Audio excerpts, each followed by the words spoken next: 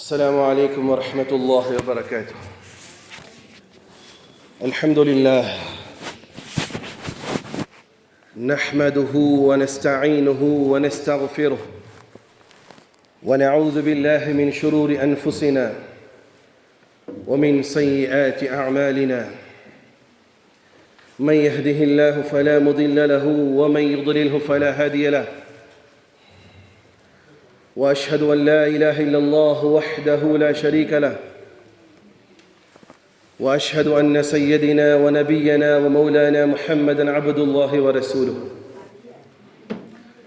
صلى الله عليه وعلى آله وصحبه وسلم تسليمًا كثيرًا كثيرًا.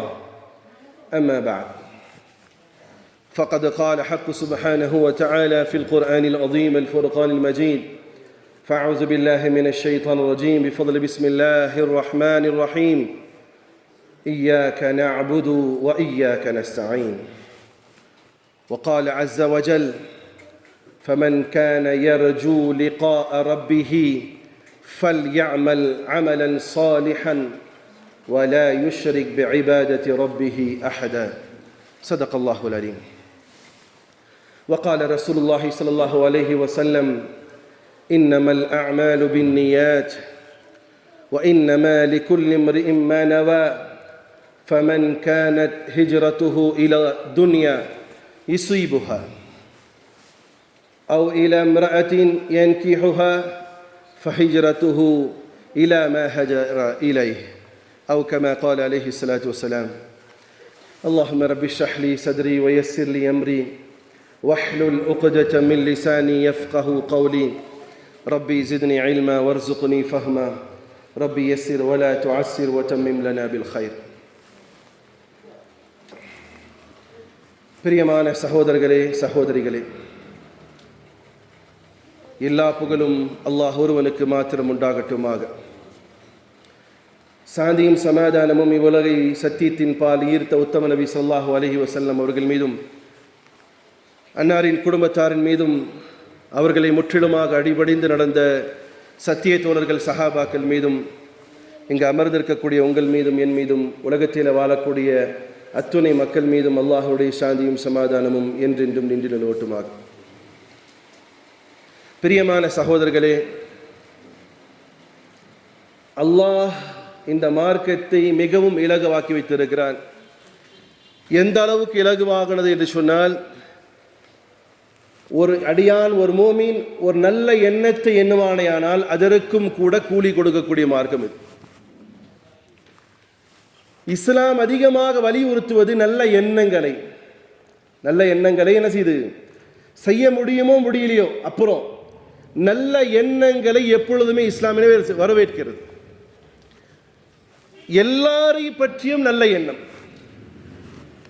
தன்னை பற்றியும் நல்ல எண்ணம், தான் எப்பொழுதுமே நல்லவனாகவே நல்ல அமல்கள் செய்வதுடைய விஷயத்திலே நல்ல எண்ணம் வைப்பதை இஸ்லாம் ஊக்குவிக்கிறது. அதனால தான் புகாரியினுடைய ஃபர்ஸ்ட் ஹதீஸே இன்னமல் அமாலு பின்னியாத். நிச்சயமாக உங்களுடைய எண்ணத்தை பொறுத்து தான் உங்களுடைய செயல்பாடுகள். அதனால தான் தமிழில் சொல்லுவாங்க, என்ன போல் வாழ்க்கை? எண்ணம் போல் வாழ். இது யாருடையது? அது ஹதீஸ். எண்ணம் போல் வாழ். குறிப்பாக இன்றைக்கு இந்த தலைப்பெடுப்பதற்கான காரணம், ஏறத்தாழ 50,000 பேர் ஹஜ்ஜுக்கான அப்ளிகேஷன் கொடுத்து 40,000 பேருக்கு ஹஜ்ஜினுடைய வாய்ப்பு கிடைக்கப்பெறவில்லை என்ற செய்தி உள்ளபடியே வருத்தத்தை அளிப்பதை பார்க்கிறோம். இது அவர்களுக்கு மாத்திரமல்ல, எத்தனையோ நபர்கள் நல்ல காரியங்களை செய்யலாம் என்று எண்ணி அது முடியாத பொழுது ரொம்ப வருத்தப்படுவதை பார்க்க முடியும். வருத்தப்படுறத உதாரணத்துக்கு ஒருத்தர் நினைப்பார், ஏன் சொத்துல வரக்கூடிய பங்குல நான் ஒரு மஸ்ஜிதை கட்டுறேன்னு நினைச்சிருப்பாரு. விற்கிறதுக்கு போயிருப்பார், பணமும் அட்வான்ஸ் வாங்கியிருப்பார். அப்புறம் தான் தெரியும் தாத்தா வேற ஆளுக்கு பேர்ல எழுதி வச்சிருக்காருண்டு. தாத்தாவுக்கு இன்னொரு மனைவி இருந்திருக்கு, அந்த மனைவி பேர்ல இருக்கு. உதாரணத்துக்கு சொல்றேன், போச்சா? இவர் என்ன எண்ணி வச்சிருந்தாரு? என்னத்தான் எண்ணி வச்சிருந்தாரு? விற்கிற சொத்துல என்ன செய்வேன்? அல்லாஹுடைய மஸ்ஜிதுக்கு ஒரு மஸ்ஜிது கட்டி கொடுப்பேன்.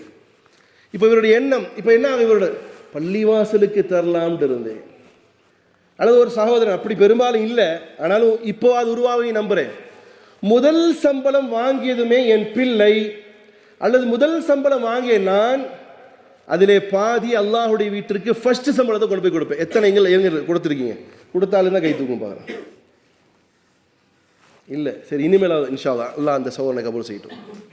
என்னுடைய ரப்புக்காக நான் செய்வேன். அப்படி நியத்து வச்சிருந்தார். ஆனால் எதிர்பாராத விதமாக குடும்பத்தில் ஏதோ தேவை வந்துருச்சு, சொந்தக்காரங்க விபத்தில் அடிபட்டாங்க, அந்த சம்பளத்தை முழுசாக அவர் அங்கே கொடுத்துட்டாரு. இப்போ இவருக்கு என்ன நினைப்பு வரும்? அல்லாஹ்காண்டி கொடுக்கலான் இருந்தேன், போச்சு, கை விட்டுருச்சு. இந்த சகோதரன் கவலைப்பட வேண்டியதே கிடையாது. காரணம் என்ன தெரியுமா? இவருடைய எண்ணத்தை தான் அல்லாஹ் பார்க்கிறார். இவருடைய எண்ணத்தை தான். அதனால தான் எப்போவுமே நல்ல எண்ணம் வைக்கணும். இந்த கெட்ட எண்ணம் பிடிச்சவன் எல்லாம் இருக்கான் பாருங்களேன், அவன் பீடை பிடிச்சவன். யாருக்காவது செய்யணும், யாருக்காவது கெடுதி செய்யணும், யார் பொழப்பாவது கெடுக்கணும், யாரையாவது துரோகம் பண்ணணும், யாருக்காவது லாஸ் ஆக்கணும். இவன் தானே லாஸ் ஆகிடுவான். நல்லா இருக்கணும், இவருக்கு சூப்பராக வியாபாரம் இருக்கணும், இவரும் நல்லா இருக்கணும், இவரும் வீடு கட்டணும், இவரும் வாங்கணும், இவர் நல்லா இருந்துகிட்டே இருப்பார். எண்ணம் நல்லா வச்சுருந்தா உலகமும் நல்லா இருக்கும், ஆகிரத்தும் நல்லா இருக்கும். எண்ணம் கெட்டு போச்சுன்னா இவரும் கெட்டு போயிடுவார். அதனால தான் இஸ்லாம் என்ன செய்யுதுன்னு சொன்னால் நியத்.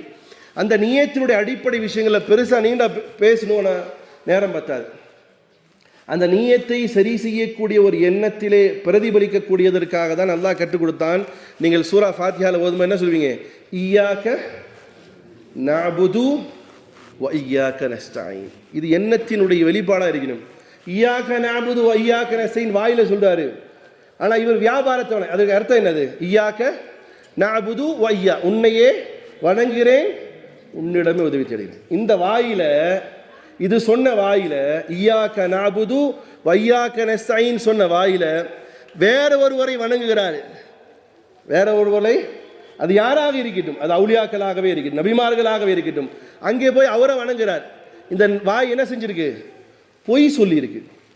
வையாக நஸ்தஈன், உன்னிடமே உதவி தேடுவேன்னு சொல்லிட்டு உலகத்தில் இருக்கிற எல்லா பேர்ட்டையும் போய் என்ன செய்யறான்? உதவி தேடுறான். இதுல என்ன செய்யறார்? இவர் செயலால் சொல்லால் அல்லாஹ்வுக்கு மாற்று. அப்போ எண்ணத்தினுடைய பிரதிபலிப்பு தான் இய்யாக நஅபுது வ இய்யாக நஸ்தஈன். அதுதான் சூரா கஹ்ஃபினுடைய கடைசி வசனங்கள். அல்லாஹ் சொல்றான், ஃபமன் கான யர்ஜூ லிகா ரப்பிஹி, யாருக்கு அல்லாஹ்வை சந்திக்க போகிறோம் என்ற நம்பிக்கை இருக்கிறோ, ஃபல் யஅமல் அமலன் சாலிஹா, அவர் நல்ல அமல்களை செய்யட்டும், வலா யுஷ்ரிக் பிஇபாதத்தி ரப்பிஹி அஹதா, எந்த நேரத்திலும் அல்லாஹ் அல்லாத வேற எந்த வஸ்து என்ன செய்ய வேண்டாம்? இணை வைக்க வேண்டாம்.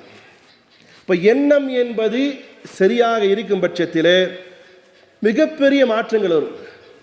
எண்ணங்கள் சரியாக பட்சத்திலே செய்யாத சில செயல்களுக்கும் மறுமையில் அல்லாஹ் அதற்கான கூலியை தருவான், இந்த உலகத்தில் தருவான்.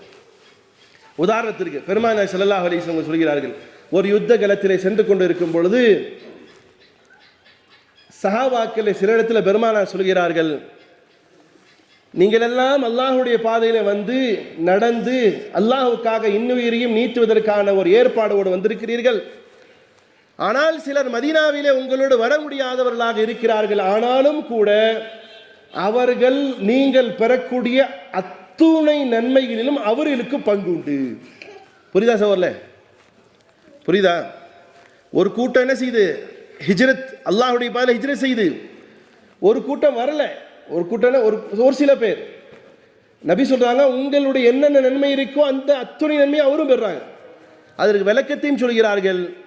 அவர்கள் இங்கு வராவிட்டாலும் அவர்கள் நோய்வாய்ப்பட்டதனால் வர முடியவில்லை.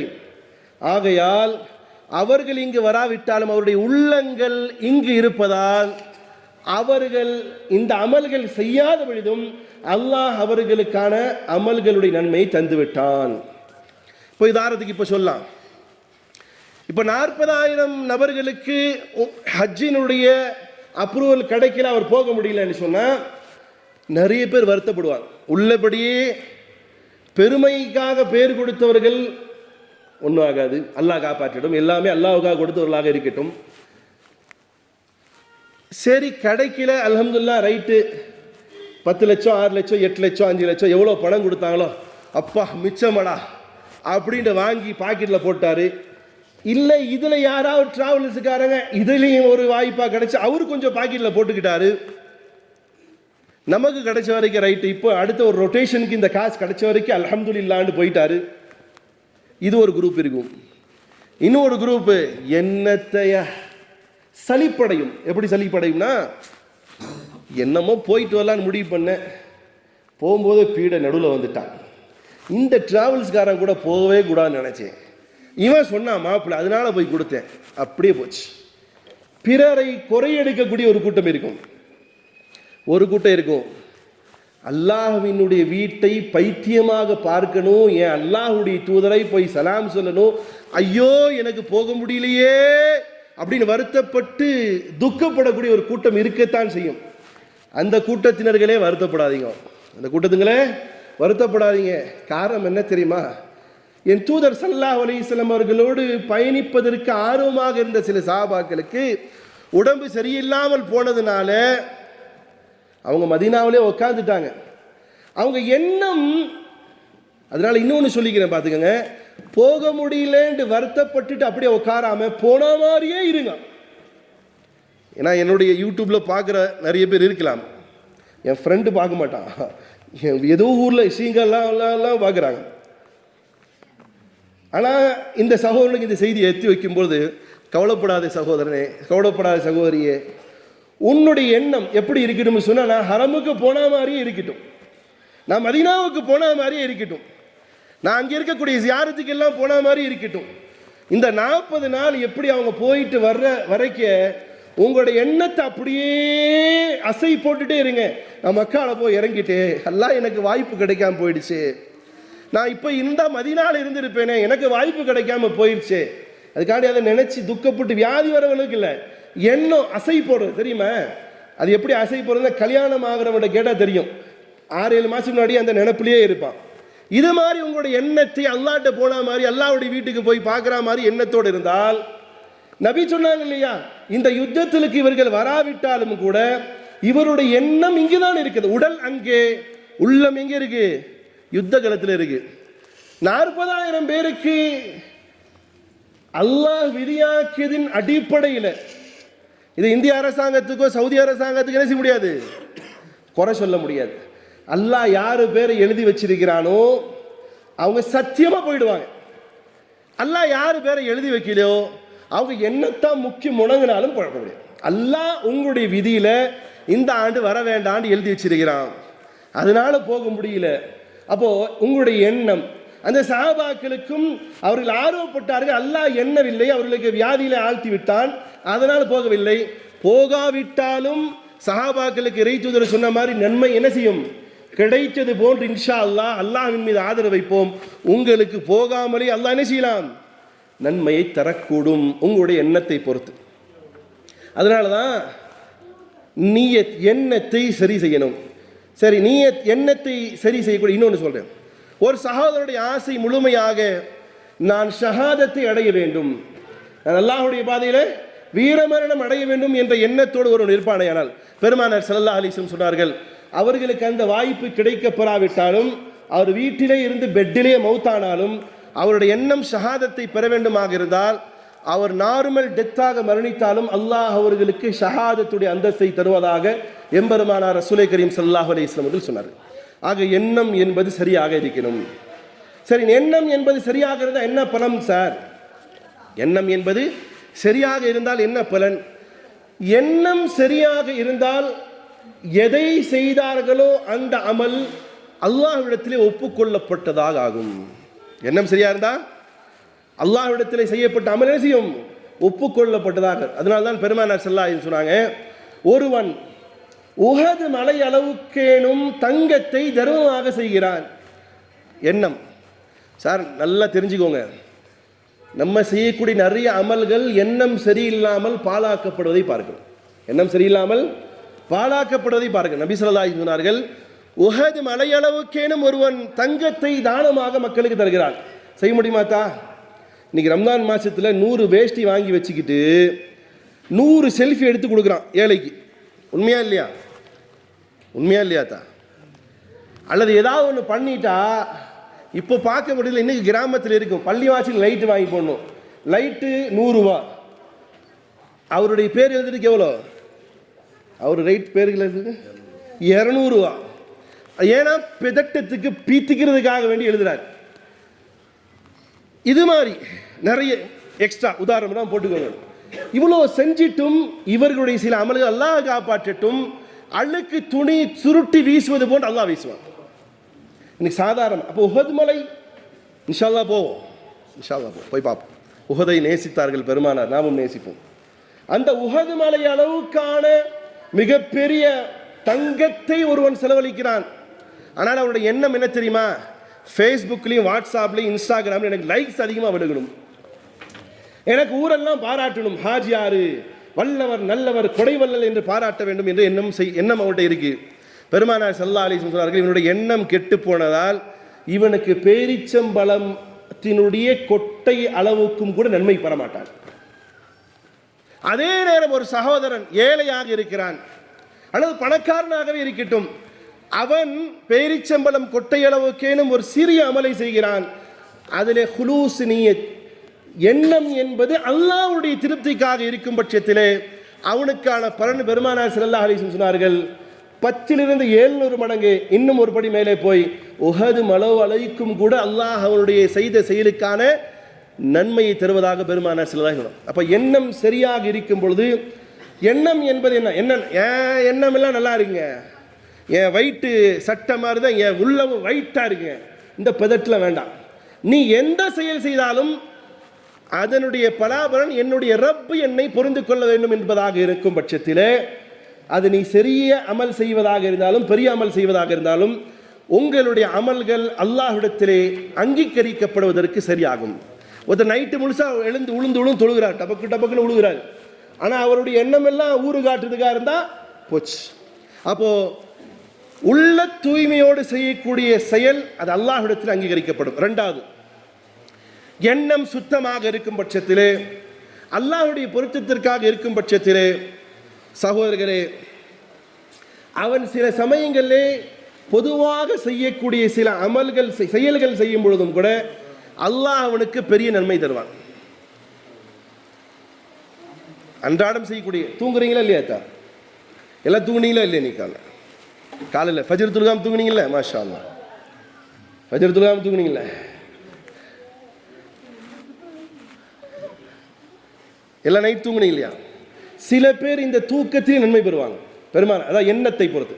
பெருமானார் ஸல்லல்லாஹு அலைஹி வஸல்லம் சொன்னார்கள், ஒரு சகோதரன் தூங்குவதற்கு முன்னால் உது செய்துவிட்டு அவன் எண்ணுகிறான், யா அல்லாஹ் நான் தஹஜ்ஜத் தொழுகணும், யா அல்லாஹ் நான் தஹஜ்ஜத் தொழுகணுங்கிற எண்ணத்தோடு தூங்குறான். அப்படி தூங்கிய சகோதரன் தஹஜ்ஜத்துக்கு எந்திரிக்க முடியல. தஹஜ்ஜத்துக்கு இடமில்லாதவங்க கீழே போங்க, நின்று கத்திட்டு இருக்க வேணாம்.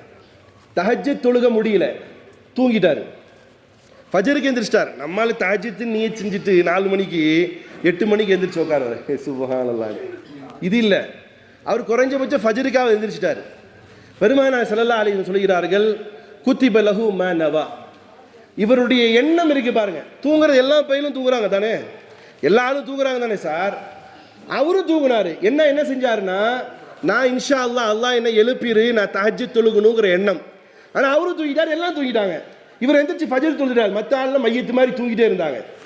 கேட்டால் ரொம்ப குளிருதுன்னாங்க, கேட்டால் ரொம்ப டயர்டுன்னாங்க, கேட்டால் ரொம்ப பிஸினாங்க, கேட்டால் அலாரம் ஆஃப் பண்ணிட்டு தூங்கிட்டேனாங்க. ஆனால் இவரும் தூங்கிட்டாரு, ஃபஜருக்கு எந்திரிச்சிட்டாரு. பெருமானார் ஸல்லல்லாஹு அலைஹி சொன்னாங்க, குத்திப லஹு மா நவா. அவர் என்ன எண்ணத்தின் அடிப்படையில் தூங்கினாரோ அதற்கான நன்மை அவர் பெற்றுவிட்டார். என்னது? தஹஜ்ஜத்துடைய நன்மை என்ன செய்தாரு? அப்போ இனிமேல் என்ன செய்வோம்? தூங்குறதுக்கு முன்னாடி அவர் தஹஜ்ஜத்துக்கு தான் நியத் செஞ்சார். நம்ம என்ன செஞ்சுக்கலாம்?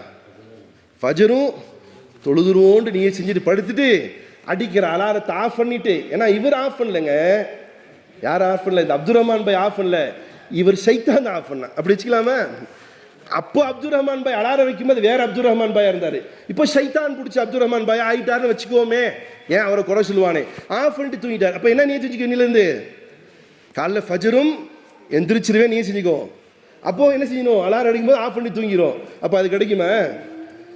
இந்த ஃபீலிங்ஸ் இருக்குல்ல அதுதான் அல்லாஹ் என்ன செய்கிறான். நீங்கள் ஒரே ஒரு நாள் ஃபஜர் விட்டுட்டேமேன்னு சொல்லிட்டு வருத்தப்பட்டு தூங்கிடுங்க. அலாரம் என்ன, அதுக்கு அப்போ அலாரம் அடித்து எழுப்பும். எண்ணத்தை உள்ளம் தூய்மையாக இருக்கும் பட்சத்தில் அல்லாஹ் அவருக்கு என்ன செய்கிறான்? தஹஜ்ஜுடைய நன்மை தருகிறான். பெருமான அடுத்து சொல்றாங்க, கிஃப்டாக அல்லாஹ் தூக்கத்தையும் கொடுத்து விட்டான். கிஃப்டாக அல்லாஹ் என்ன செஞ்சிட்டான்? தூக்கத்தையும் கொடுத்து விட்டான் என்பதாக ரசூலை கரீம் ஸல்லல்லாஹு அலைஹி வஸல்லம். அதனால் பிரியமான சகோதரர்களே, நல்ல எண்ணம் இருக்கும்போது சராசரியாக எல்லாரும் செய்யக்கூடிய செயல்பாடுகளுக்கும் கூட அல்லாஹ் மிகப்பெரிய நன்மை தருவதாக நாம் எண்ணம் சரியாக இருக்கும் பட்சத்திலே கிடைப்பதை பார்க்கிறோம். அதே மாதிரி பொண்டாட்டி பிள்ளைன்னு வந்துட்டா செலவழிக்கிறது கட்டாய கடமையா இல்லையா? இல்லாட்டி மாமனார் வந்துடுவார், ஏன்னா துப்பு கட்டவன உனக்கு போய் பொண்ணு கொடுத்தேனே நான் இல்லையா? ஆனால் எல்லாருமே மனைவி மக்கள் வந்தால் சோறு ட்ரெஸ் எல்லாம் கொடுக்கணும். ஆனால் ஒரு சகோதரன் எண்ணுகிறான், என்னது யாழ்லா என்ன மனைவி கொடுத்துட்டேன், எனக்கு பிள்ளையும் கொடுத்துட்டேன், யாழ்லா இவர்களுக்கு நான் செலவழிப்பதை எல்லாம் உன்னுடைய பொருத்தத்திற்காக செலவழிக்கிறேன். என் மனைவி ட்ரெஸ் கேட்குறா, இவளுக்கு வாங்கி கொடுத்தாதான் முசீபத் பிடிச்ச வாயை மூடுவா, இந்த பிடிச்சி தொலை அப்படின்னு கொடுக்குறார் ஒருத்தர். ஒருத்தர் என்ன செய்கிறார், எடுத்துக்கணும், யாழ்லா என் மனைவி ஆசையாக கேட்கிறார், இந்த பிடி யாழ்லா நான் உன் திருப்திக்காக என் மனைவி கொடுக்குறேன். இவருக்கு அவருக்கு வித்தியாசம் இருக்கா இல்லையா? இருக்கா இல்லையா தா? இப்போ இந்த எண்ணம் மறுமையிலே அவருடைய எண்ணம் தூய்மையாக இருந்து அவர் பிள்ளையை படிக்க வைக்கிறார். எண்ணத்தையே படித்து தொலைட்டும் போ அப்படின்னு. இன்னும் படிக்கும்போது சொல்கிற அன்பர், யாழ்லா இல்மை நாஃபி, என் பிள்ளைக்கு பயன் தரக்கூடிய கல்வியை தான். யாழ்லா என் பிள்ளைய படித்து உன்னுடைய மார்க்கத்தை பாதுகாக்கக்கூடியவனாக வரணும், அதுக்காக நான் படிக்க வைக்கிறேன். யாழ்லா அந்த ஃபீஸ் கட்ட போகிறேன், இதை நீ ஒப்புக்கொள், இவனை நல்ல சிறந்த சிந்தனையாளனாக. இதோட எண்ணத்தை போய் கொடுக்குறார். ஒரு சில பேர் என்ன பாய் பெத்தாச்சு கடமை இல்லையா, ஃபீஸ் கட்டி தானே ஆகணும் இப்படின்ட்டு போர் அடிச்சு கொடுக்குறாரு. ஒருத்தர் இன்ட்ரெஸ்டாக கொடுக்குறாரு, இவரும் அவரும் ஒன்றாக முடியாது.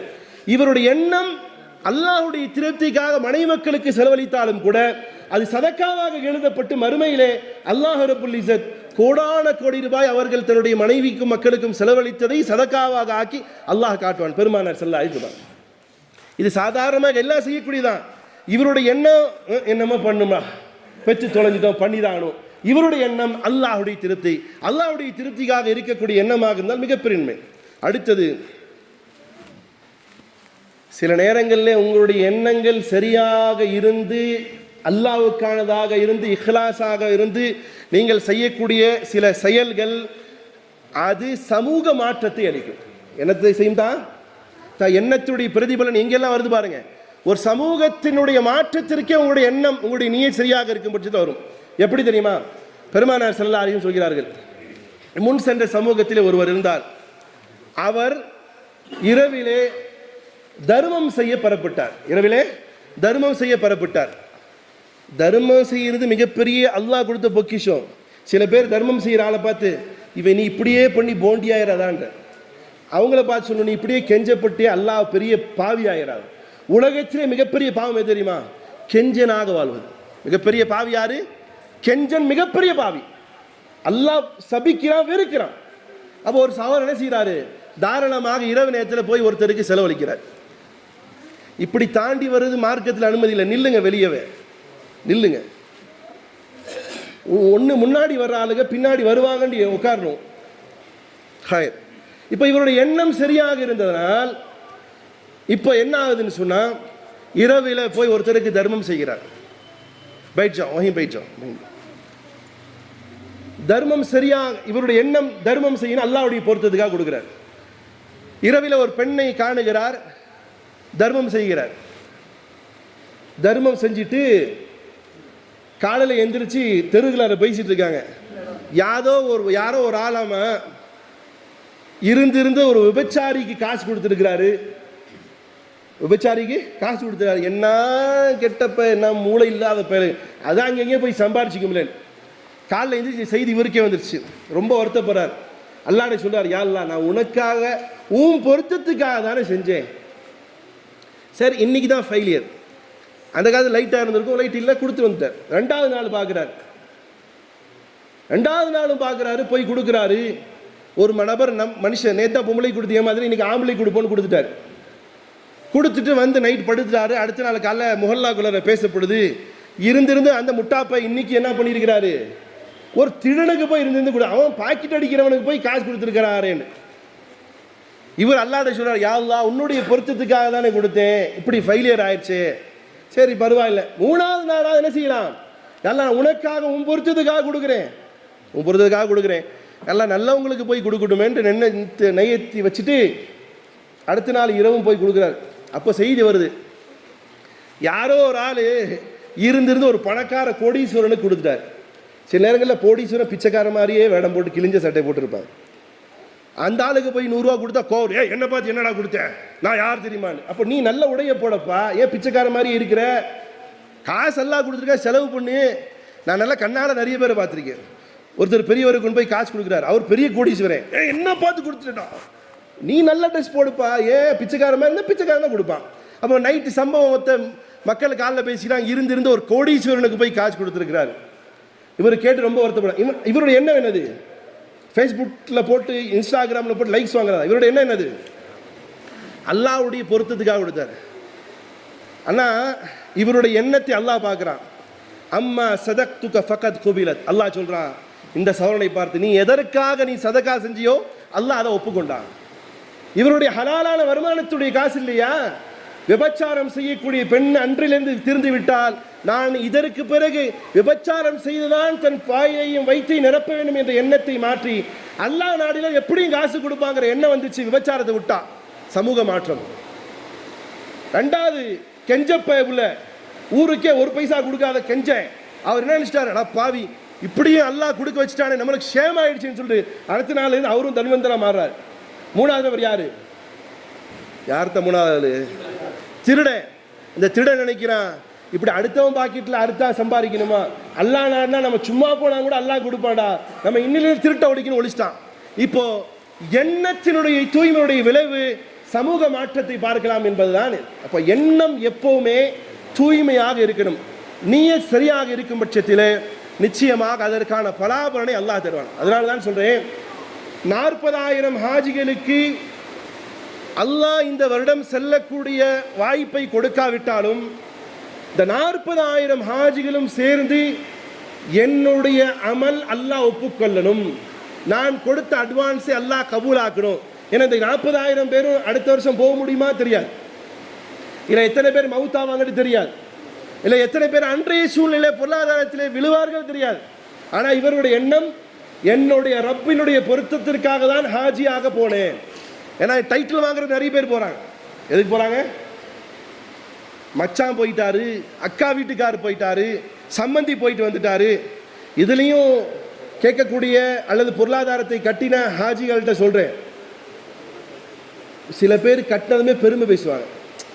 நம்ம எல்லாம் ட்ராவல்ஸில் போகிறோம்ங்க, எப்படிங்க இந்த பந்தா பேச்சுலாம் வேண்டாங்க, நம்மெல்லாம் ட்ராவல்ஸில் போகிறோம், அவங்கெல்லாம் ஹஜ் கமிட்டியில் போகிறாங்க, நமக்கு எல்லாமே ஃபெசிலிட்டிஸ் இருக்கும், நம்ம கால்டன் ஹில்டன் கிளாக் டவரில் தான் தங்கணும். அப்படி நீங்கள் பேசியிருந்தா மன்னிப்பு கேளுங்க அல்லாட்ட. ஏன்னா யாருடைய அமல் என்னையும் அல்லாஹ் நேர்வழிப்படுத்தட்டும். சில நேரங்களில் உங்களுடைய வார்த்தைகளையும் கூட அல்லாஹ் பிடிக்காம வச்சிருக்கிறான். இப்போ எண்ணத்தை சரி செய்து உங்களுடைய எண்ணம் முழுமையானதாக அல்லாஹ்வுடைய பொருத்தத்திற்காக இருக்கும் பட்சத்தில் நீங்கள் ஹஜ்ஜுக்கு போகாமலேயே ஹஜ்ஜினுடைய நன்மையை பெறுவதற்கு அல்லாஹ் வாய்ப்பளிப்பான்னு நம்பிக்கிறேன். காரணம், பெருமானார் ஸல்லல்லாஹு அலைஹி வஸல்லமோடு 1400 அல்லது 1500 சஹாபாக்கள் உம்ராவுக்காக கிளம்புறாங்க ஹிஜ்ரத்துக்கு பின்னால். நீண்ட சம்பவம். என்ன இதுதான் இவங்களுக்கு நிறைய பேர் கிடைக்கலங்கிற அந்த செய்தி வந்ததுமே முன்னாடி ஹுதைபியாவுடைய ஒப்பந்தம் தான் கண்ணுக்கு வருது. அல்லது அதற்கு இன்னொரு பேர் சொல்லுவாங்க, ஹுதைபியாவுடைய ஒப்பந்தம், இன்னொன்று பைஅத்துர் ரிஸ்வான், ரிஸ்வானுடைய அந்த சம்பவம் தான் நினைப்பது. என்ன, சஹாபாக்கள் 1400 அல்லது 1500 பேரோட பெருமானார் ஸல்லல்லாஹு அலைஹி வஸல்லம் மக்காவுக்கு போகிறாங்க. போகும்பொழுது ஹுதைபியாவுடைய இடம் வருது. அப்படி ஹுதைபியாவுடைய இடம் வரும் பொழுது பெருமானார் ஸல்லல்லாஹு அலைஹி வஸல்லம் சொல்கிறாங்க, இப்போ நம்ம போகிறது அவங்க யுத்தத்திற்குன்னு தவறான எண்ணம் வந்துடக்கூடாது, அதனால நம்முடைய செய்தியை மெசேஞ்சராக உஸ்மான் ரலியல்லாஹு தஆலா அனுப்பலான்னு சொல்லிட்டு பெருமானார் ஸல்லல்லாஹு உஸ்மான் ரலியல்லாஹு அனுப்பி வைக்கிறாங்க உள்ள மக்காவுக்கு. புரியுதாத்தா? நபி ஸல்லல்லாஹு அலைஹி வஸல்லம் அவங்களும் சஹாபாக்களே செய்றாங்க. ஒரு நாள் உம்ராவுக்காக கிளம்புறாங்க. எங்கிருந்தா மதீனாவிலிருந்து மக்காவுக்கு போகிறாங்க. உள்ளே போகும்பொழுது என்ன எண்ணம்னு சொன்னால் உம்ரா செஞ்சுட்டு வரணுண்டு. ஆனால் என்ன செய்யப்படுதுன்னா, ஹுதைபியாவுடைய இடத்துல நின்றுட்டு எல்லாத்தையும் அனுப்பி வைக்கிறாங்க. உஸ்மான் ரலியல்லாஹு, நாங்கள் சண்டைக்கு வரலப்பா, நாங்கள் உம்ரா செய்ய வந்திருக்கோம், எங்களுக்கு பர்மிஷன் கொடுங்க. அதனுடைய தூதராக உஸ்மான் ரலியல்லாஹு போகிறாங்க. உஸ்மான் ரலியல்லாஹு அதனோட போயிட்டு இந்த செய்தியை சொன்னாங்க, நாங்கள் சண்டை போட வரல, யுத்தம் புரிய வரல, நாங்கள் வந்த நோக்கம் உம்ரா செய்கிறதுக்கு. ஆனால் உஸ்மான் ரலியல்லாஹு அதோட அப்படி தள்ளுறாங்க, இன்னும் 2 நாள் பர்மிஷன் தரோம், ஒரு நாள் ஆகட்டும், ஊர் தலைவர்களாக வரட்டும், அப்படி இப்படின்னு சொல்லிட்டு மழுப்புறாங்க. 2 நாள் ஆயிடுச்சு. 2 நாள் ஆனதுக்கு பின்னாடி செய்தி எப்படி பரவுதுன்னா, உஸ்மான் ரலியல்லாஹு தஆலா அவர்களை மக்கத்து குஃபார்கள் கொலை செய்து விட்டார்கள் செய்தி வருது. சஹாபாக்களுக்கு மத்தியிலே இது மிகப்பெரிய கொந்தளிப்பு ஏற்பட்டுச்சு. சஹாபாக்களுக்கு இடத்த நபி ஸல்லல்லாஹு அலைஹி வஸல்லம் பைஅத் செய்கிறாங்க. நீண்ட சம்பவம். எல்லா 1400 சஹாபாக்களும் நபி ஸல்லல்லாஹு அலைஹி வஸல்லம் கைகளின் மீது கைகள் வைத்து பைஅத் செய்கிறாங்க. உஸ்மான் ரலியல்லாஹு தஆலா திரும்ப வராவிட்டால் நாங்கள் என்ன செய்வோம், எங்களுடைய உயிரை கொடுத்து எங்களுடைய உயிரை எங்கே மாய்ப்போம், மக்காவாசி இடத்துல பழி தீர்த்துக் கொள்வோங்கிறாங்க. இப்போ இந்த பையத் நடக்குது. பையத் நடக்கும் பொழுது அங்கே உஸ்மான் ரலியல்லாஹு தஆலா கூட்டு போய் மக்காவாசிங்கெல்லாம் உட்காந்து பேசுகிறாங்க. நீங்கள் வந்துட்டீங்க, காபத்துல்லாவுக்கு போங்க, உம்ரா செய்யுங்க, தவாஃப் செய்யுங்க, சை செய்யுங்க, நீங்கள் வந்த வாய்ப்பை பயன்படுத்திட்டு போங்க. உஸ்மான் ரலியல்லாஹு சொன்னாங்க, அப்படியெல்லாம் பண்ண முடியாது, அப்படியெல்லாம் பண்ண முடியாது. நபி என் கூட வராத வரைக்கும் நான் என்ன செய்ய முடியாது, உம்ரா செய்ய மாட்டேன். இப்போ செய்தி பொய்யேண்டு வந்துருச்சு. பையத் செய்திருந்தாங்க. பையத் செய்ததற்கு பிறகு அந்த சுஹைல் இப்னு அம்ருங்கிற மக்காவாதிகளுடைய பிரதிநிதியாக வந்தவர் வருகிறார். வந்துட்டு சொல்றார், பெருமானார் ஸல்லல்லாஹு அலைஹி வஸல்லம், இந்த வருஷம் நீங்கள் உம்ரா செய்ய முடியாது. இந்த வருஷம் அந்த கவலை யாருக்கு தெரியுமா தெரியும்? இப்போ உம்ரா ஹஜ்ஜுக்கு எழுதி போட்டாங்க பாருங்க. உண்மையிலேயே அல்லாஹ்வின் மீது காதல் வைத்து ஹஜ்ஜுக்கு போகணும்னு நினைச்சாங்க பாருங்க. அவங்களுக்கு என்ன வருத்தம் வருமோ அதை விட பன்மடங்கு யாருக்கு வருத்தம் வரும்? யாருக்கு தான் வந்திருக்கும்? பெருமானா. ஏன்னா பிறந்த ஊர் என் ஊரில் வர்றதுக்கு எனக்கு அனுமதி இல்லையா அப்படின்னு பெருமானா வருத்தப்படுறாங்க. சஹாபாக்கள் கொந்தளிக்கிறாங்க. எப்படி விடுறது? உமர் ரலியல்லாஹு கொந்தளிச்சுக்கார். யார சொல்லா சொல்லுங்க, சண்டை போடலாம். நபி ஸல்லல்லாஹு அலைஹி ஒன்றும் சொல்ல, அமைதியா இருங்க உமரே. நிபந்தனைகளை போடுறாங்க. எப்படி நிபந்தனை தெரியுமா? ஃபர்ஸ்ட் வந்ததுமே சுஹைல் சொல்கிறார். சுஹைலை பார்த்து பெருமானார் ஸல்லல்லாஹு அலைஹி வஸல்லம் சொன்னாங்க, சுஹைல் வந்து விட்டார், இனிமேல் சஹல் தான், எல்லாம் ஈஸியாகிட்டு. நல்ல வார்த்தைகளை பேசியும் கூட சுஹைல் ஃபர்ஸ்ட் கண்டிஷன் வைக்கிறாரு, இந்த வருடம் நீங்கள் உம்ராவுக்கு வந்தது இது சரியானதல்ல, நீங்கள் திரும்பி போகணும், அடுத்த வருஷம் வேணா வாங்க, நாங்கள்லாம் நீங்கள் வந்து 3 நாள் ஊரை காலி பண்ணிட்டு வெளியே போயிடும். First condition. ரெண்டாவது கண்டிஷன் சொன்னார், 10 வருடம் வரைக்கும் நமக்கும் உங்களுக்கு மத்தியில் யுத்தம் நடக்காது. மூணாவது இப்படி நிறைய கண்டிஷன் போறாரு. அதில் ஒரு கண்டிஷன் என்ன போறாரு சொன்னா, எங்கால் மக்காலிருந்து யார் உங்ககிட்ட மதீனாவுக்கு வந்தாலும் அவங்கள ரிட்டர்ன் பண்ணிடணும். எங்கால் யார் வந்தாலும் மக்காலிருந்து மதீனாவுக்கு வந்தால் ரிட்டர்ன் பண்ணிடணும். அதே மாதிரி மதீனாவிலிருந்து யார் வந்தாலும் நாங்கள் வச்சுக்கோம், ரிட்டர்ன்லாம் பண்ண மாட்டோம். இப்படி கண்டிஷன்லாம் போட்டுட்டு இந்த உடன்படிக்கை எழுதுங்கன்னு சொல்றாரு. பெருமானார் ஸல்லல்லாஹு அலைஹி அலி ரலியல்லாஹு தஆலா கூப்பிட்டு சொல்றாங்க, பிஸ்மில்லாஹிர் ரஹ்மானிர் ரஹீம் எழுதுங்கன்னு. அலி ரலியல்லாஹு பிஸ்மில்லாஹிர் ரஹ்மானிர் ரஹீம் எழுதுறாங்க. இந்த உடன்படிக்கையினுடைய கடிதம் பெருமானார் இடத்துல இருந்து எழுதப்படுகிறது என்பதற்காக மின் ஜானிபி முஹம்மத் ரசூலுல்லாஹி ஸல்லல்லாஹு அலைஹி எழுதுறார். இப்போ மக்காலிருந்து வந்த சுஹைல் கேட்கிறார், என்ன எழுதியிருக்கிறீங்க? இது என்ன பிஸ்மில்லாஹிர் ரஹ்மானிர் ரஹீம்? இந்த ரஹ்மான் ரஹீம் யாருன்னு எனக்கு தெரியாது. என்ன சொல்றான்? ரஹ்மான் ரஹீம் யாருன்னு எனக்கு தெரியாது. நீங்க என்ன செய்யுங்க, எங்களுக்கு அல்லாண்டு ஒருவன் இருக்கான்னு தெரியும், அதனால பிஸ்மிக் அல்லான்னு எழுதுங்க. அப்போ கூட அவங்க கூட அல்லாண்டு பேர் எழுதணும். நம்மால் 7, 8, 6 போட்டுக்கிறான். நம்மால் என்ன செய்யறான்? எப்பா நல்லா தெரிஞ்சுக்கோங்க, 7, 8, 6 போற கூட்டமே மக்கால இருக்கக்கூடியவங்க கூட பிஸ்மில்லா பிஸ்மிக் அல்லான்னு சொல்ல எழுதி வச்சான். நம்மால் அதை ஷார்ட் பண்ணி மென்டல் மாதிரி 7, 8, 6 எழுதி வைக்கிறான். சரி, பிஸ்மிக் அல்லாண்டு எழுத சொன்னான். எழுத சொன்னதுக்கு பிறகு அப்புறம் இது என்ன முஹம்மது ரசூலுல்லாண்டு கேட்குறான். முகமது ரசூலா எதுக்கு எழுதிருக்கீங்க? ஆமாம் அல்லாஹ்வுடைய தூதர். நாங்கள் முகம்மது என்பவர் அல்லாஹ்வுடைய தூதர் என்று அக்செப்ட் பண்ணிட்டு அவங்க கூட எதுக்கே சண்டை போடுறோம்? நாங்கள் முகம்மதை ரசூலுல்லாஹி ஸல்லல்லாஹு அலைஹி வஸல்லம் அவர்களை நபியாக அங்கீகரிக்கிறோம், அதனால தான் அவங்க கூட சண்டை, அதனால ஊர் விட்டு வெளியே விரட்டி விட்டோம். அப்படிலாம் எழுத முடியாது. முஹம்மத் இப்னு அப்துல்லான்னு எழுது, முகமது இப்னு அப்துல்லான்னு எழுது. முகம்மது அல்லாஹ்வுடைய அடியார்னு வேணா எழுதிக்கொண்டாங்க. உடனே எழுதுறாங்க. அலி ரலியல்லாஹு வருத்தப்பட்டாங்க, யார சொல்ல இந்த முகம்மது ரசூல்லா எழுதுனதை அழிக்கிறதுக்கு எனக்கு மனசு வரல. நபி சொல்றாங்க, எங்க இருக்கு எழுதப்பட்டிருக்கு காட்டுங்க, நான் அழிக்கிறேனார். எங்க எழுதப்பட்டிருக்குன்னு அழிக்கினா என்ன அர்த்தம்? என்ன அர்த்தம்? எழுத படிக்க தெரியாத நபி. அப்ப என்ன செய்யறாங்க? அழிக்க சொல்றாங்க. அழிச்சிட்டாங்க. நபி தன்னுடைய கையால் அழிக்கிறாங்க. அழிச்சதுக்கு பின்னாடி சட்டங்களை போடுறாங்க. என்னென்ன சட்டம் போடுறாங்க இதெல்லாம் சொன்னது நிறைய இருக்கு, நேரம் பத்தாது. அப்போ முஹம்மது ரசூலுல்லாஹ்ங்கற எழுதிட்டு முஹம்மது இப்னு அப்துல்லான்னு எழுதுனதுக்கு பிறகு இந்த சட்டங்கள் எல்லாம் ஷராயித்துக்கு எல்லாம் எழுதி கையெழுத்து போட சொல்றாங்க. இப்போ உமர் ரலியல்லாஹு அன்ஹு கோவம் வருது. நபி ஸல்லல்லாஹு அலைஹி வஸல்லம் போய் கேட்குறாங்க, யா ரசூலுல்லாஹ் நீங்கள் அல்லாஹ்வுடைய தூதரா இல்லையான்னு கேட்குறாங்க. என்ன கேட்டாங்க? நவுதுபில்லாஹ். என்ன கேட்குறாங்க?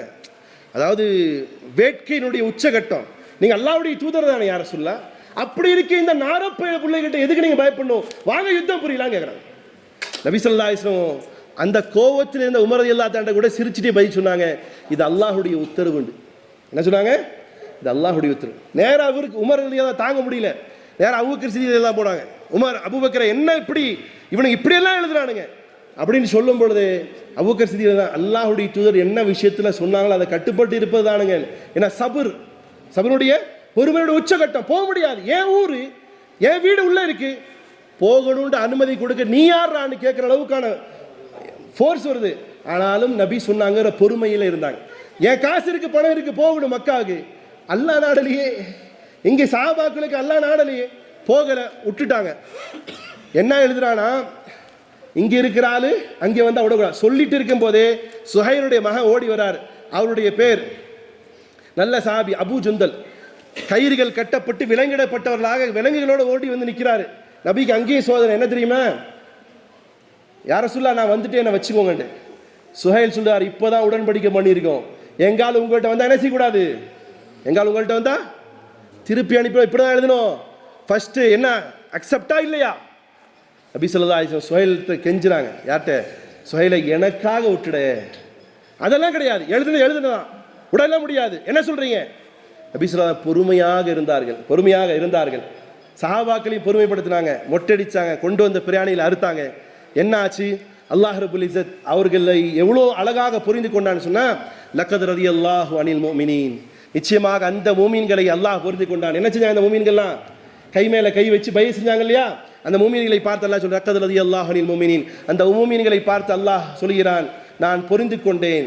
இது யுபாயியூனக தஹ்த ஷஜரா, எந்த மூமின்கள் மரத்துக்கு அடியிலே தன் கையின் மீது கை வைத்து தன் சகோதரனுடைய இழப்பு என்பது ஒட்டுமொத்த சகோதரனுடைய இழப்பாக கருதி எதையும் செய்வோம் என்று பய செய்தார்களோ அந்த பையத்தை அல்லாஹ் முழுமையாக புரிந்து கொண்டான்.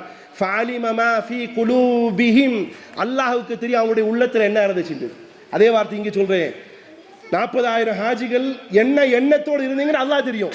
உங்களுடைய எண்ணம் தூய்மையாக அல்லாஹ்வுடைய வீட்டை காண வேண்டும், பேருக்கு பெருமைக்கு ஹாஜிங்கிற பட்டத்துக்கு இல்லை, என்னுடைய ரப்பியுடைய திருப்திக்காக இது ஹஜ்ஜாக இருக்கணும் என்ற எண்ணத்தோடு இருந்தால் அல்லாஹ் உங்களுடைய எண்ணத்தை தெரியுமா, நீங்க ஹஜ்ஜு செய்த நன்மை கொடுப்பான்.